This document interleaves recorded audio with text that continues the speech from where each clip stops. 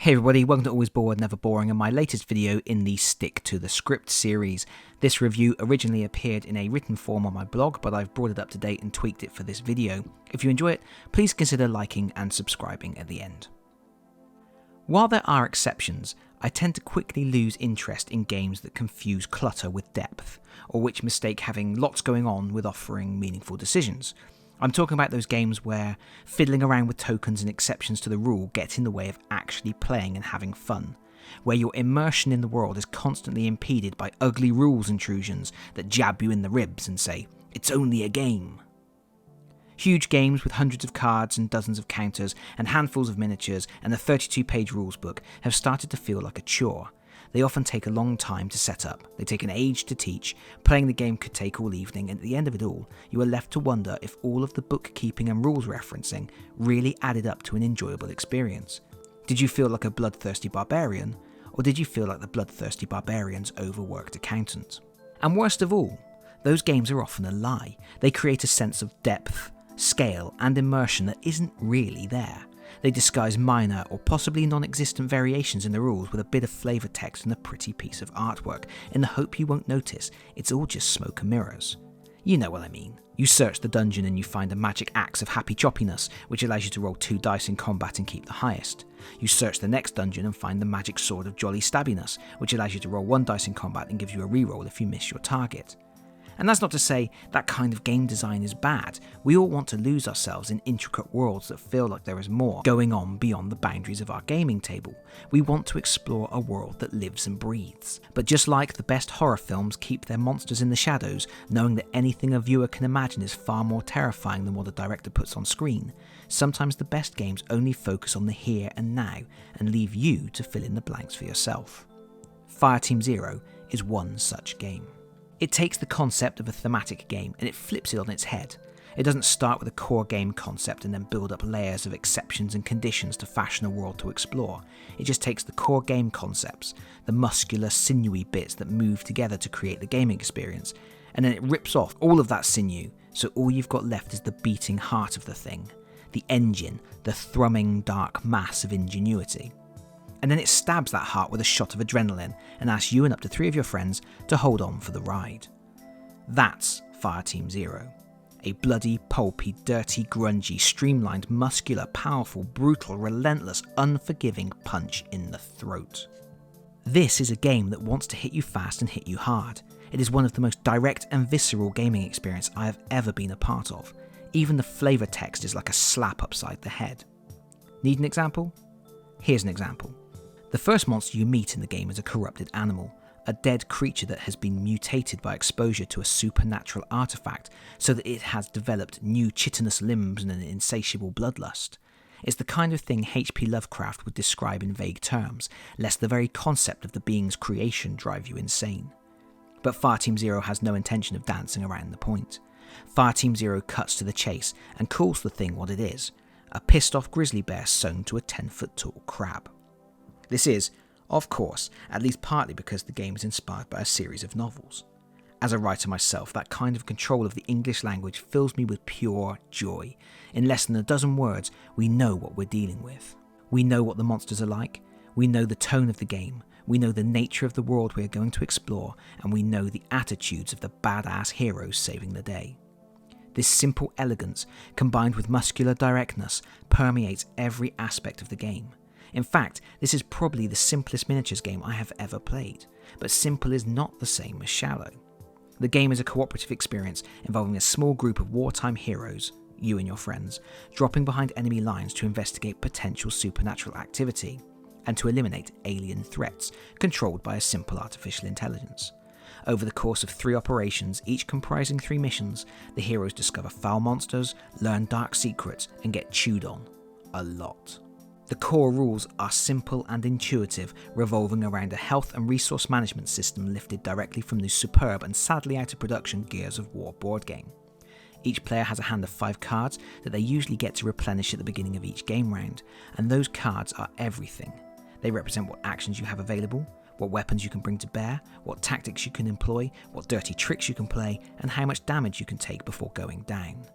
This is a game about card management. Simple, tough, choices. On your turn, you can play one card, or a combination of cards with the same attack type, to make an attack on a creature. However, at the bottom of each card is a special reaction ability that you can use when a specific trigger occurs at any time. These reactions may boost an ally's attack, protect you from an enemy, or allow you to move out of danger. This immediately creates interesting choices, as you need to balance what you need to do now with what you might need to do later. But always you have to remember that the cards represent your health as well, and for each wound you sustain you have to discard a card from your hand. Sure, you can pull off an amazing attack and rush around whacking bad guys like you're Chuck Norris, but afterwards you aren't going to have any cards left to soak up damage from enemy attacks, and if at any point you are forced to discard a card you don't have, it's lights out. Down you go. Your hero isn't dead, and with the exception of choosing to play possum in order to avoid drawing the attention of nearby monsters, your hero is able to get straight back up into the action from the start of your next turn. However, the first time a hero hits the dirt, you flip a lucky coin so it is face down. If a second hero gets wiped out before you get a chance to turn the coin face up again, it's game over. Finding the balance between taking actions and conserving your strength becomes even more tense and agonizing when you consider your special tactics cards. Every character gets 2, and they are game changers. The basic action effect on these cards is powerful, making them tempting for use as an attack on your turn, but each card also has a special ability that allows you to perform ridiculously overpowered attacks. At the beginning of a turn, want to kill multiple elite monsters instantly? Done. Want to prowl around the board killing every monster you meet? Done. Want all your allies to have 7 cards each for the round instead of 5? Done. Want to allow all your allies to immediately disengage from combat and retreat 2 spaces? Done. Any one of those abilities changes the face of the board instantly and leads to incredible fist-pumping, jump out of your seat, heck yeah moments. But there's a cost. Only one player gets to play a tactic each round, and that player doesn't get to draw up to 5 cards afterwards. And remember, your cards are your health. The character uses all of his strength, stamina and cunning to pull off this heroic feat, but it leaves him weak and defenseless, struggling for breath and relying on his allies to close ranks. It's beautiful, elegant, streamlined and thematic. It just makes sense. When you take damage, you lose cards, and that reduces your tactical options for the remainder of the round. The more damage you take, the more disorientated and injured you are, and the less you are able to do to help your friends or help yourself. Similarly, you can go all out on a big heroic turn, but at the end of that turn you are exhausted, overexposed, and likely to face the wrath of a seriously pissed off grizzly bear sewn to a 10-foot tall crab. And it's so clean and straightforward. You don't need tokens to track your health, you don't need tokens to track your actions, you don't need any cards to describe the weapons you have, you don't need a slider to check your ammo levels. All that information is baked into your hand of 5 cards. The only exception to this are focus cards, which are special always-on abilities that you get to select at the start of each mission and which you keep in front of you throughout the game rather than pulling them from your action deck. So, to recap all of that, to condense it into one paragraph explaining how this game works. On your turn, you normally get to move up to 2 spaces, or 1 space through difficult terrain, and then you perform 1 action. An action is attacking using your cards, or searching one of the spawn points where the monsters emerge. Each time you search, you draw a recon card. Eventually, you discover special events or items relating to your objective, and then you follow the instructions on those cards in an attempt to complete your objective and make it home alive. It's that simple. In fact, it's so simple there is a risk that merely describing the mechanisms of the game makes it sound dull. But dull it isn't. It's not dull because this is a game that throws you behind enemy lines, it puts you in the pressure cooker and then spins the dial all the way up. The monsters appear every turn. If you kill a monster, it is guaranteed to come back through one of the spawn points at the end of the turn. You can't stop that. You can control spawn points in an attempt to force the creatures to appear at certain locations, but that involves standing on a spawn point, and staying still in this game is going to get you killed. This is a game where you have to move, always. You don't kill monsters to earn experience points, or to pick up loot, or to clear the area permanently.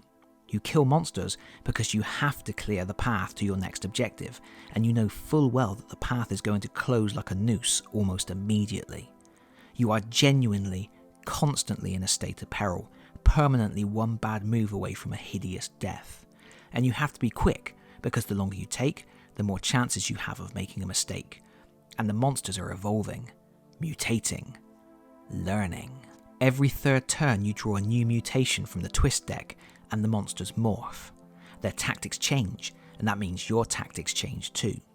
I will never forget the time where we were all running for the exit and suddenly we pulled the twist card that made it so we were not allowed to escape from melee combat with the enemy. What we had taken to be an easy win turned into a drawn out bloody battle as we body slammed and pistol whipped our way through a forest of clawing limbs. But your bad day doesn't end there, because throughout the whole bloody experience you have to pay close attention to a retinue of non-combat specialists. In the base game, these specialists are Henry, an expert in supernatural lore, and Patty Cake, a psychic. These men do not fight, but they are essential to your success. Whenever a hero moves from a space containing one or more of the specialists, that hero has the option to take the specialists along with him to access their special skill set. Henry allows you to search as a free action, so you can squeeze more into each turn, and Patty lets you reroll an attack dice. So, you want to keep these guys close for the benefits they provide. But even then, Fireteam Zero shows its claws. At no point during the game are you allowed to leave your specialists alone. They are non-combat allies after all. If you are the last hero in a space with the specialists and you go down in the fight, the monsters go into a frenzy, advancing the twist track to increase the rate at which they mutate. And it's not like you can keep these poor guys out of the line of fire. In the very first mission, one of your objectives is to collect samples of the alien monstrosities for Henry to examine, meaning you have to purposefully drag him into locations containing monsters, just so you can kill them and give him the chance to set up a little field experiment. And that's just mean. Brilliant, but mean. This could well be one of the most accessible and deeply thematic gaming experience I've been a part of. The game drops you straight into the middle of the carnage and you are facing a deadly onslaught of monstrosities from the very first turn. You are lost, surrounded, and not always clear on how to achieve your objective.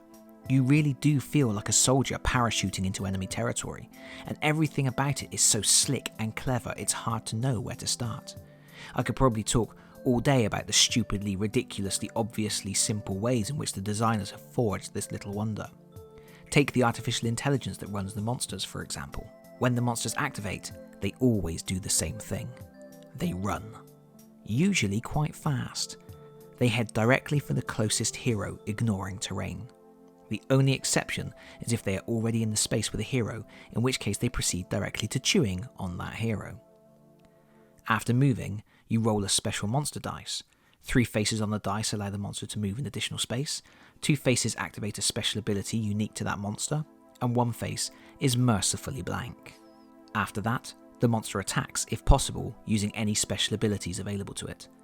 And then you're done. It barely qualifies as an artificial intelligence system, but it works. It beautifully captures that sense of feral urgency that you would associate with these corrupted animals, mutated humans, and mindless supernatural fiends. And it builds that sense of being in a pressure cooker, constantly being under attack from all sides. The monsters never let up, but they only have low animal cunning, and you can use that to your advantage. Monsters always move towards the closest target, so you have the ability to shepherd them into certain areas of the board with careful placement of your heroes. Furthermore, if a monster enters a space with more than one hero, the heroes get to decide who takes the attack.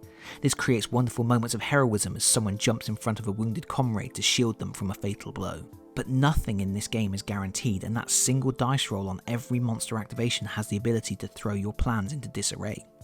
It is just a small element of chance, but it creates the possibility that one of the monsters will suddenly do something unexpected, and if you don't prepare for those unexpected moments, then you are preparing to fail. Combat is another area where simple rules marry with theme to create something that I find truly compelling. Each attack generates a specific type of damage, represented by a fist, ammunition, and a grenade. The fist icon appears on 5 of the 6 sides of the dice, meaning it is the most reliable form of attack, but each dice rolled usually only generates a single hit. The ammunition icon appears on fewer sides of the dice, but often appears in pairs. This represents an increased chance to miss when firing off a shot, but with a greater chance of causing some serious injury when an attack connects. Finally, the grenade icon appears on only 3 sides of the dice, but there is one side of the dice with 3 grenade symbols on it, and each symbol inflicts damage on every model in the target space. This means grenade damage is the most unreliable, but also has the greatest potential for mass destruction. And that's just clever.